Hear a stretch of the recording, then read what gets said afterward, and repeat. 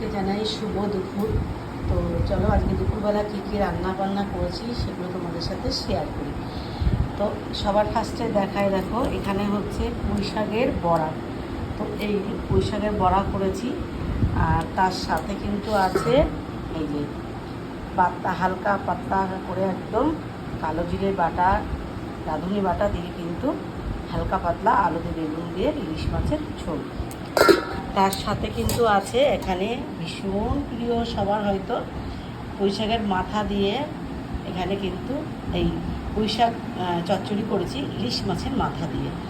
তো ইলিশ মাছের মাথা দিয়ে এখানে একটুখানি রাঁধুনি বেটে দিয়েছি, আর সবার শেষে রেখেছি কিন্তু এখানে দেখো আমের একদম পাতলা পাতলা ঝোল, যেটাকে একদম হালকা টক টক করে।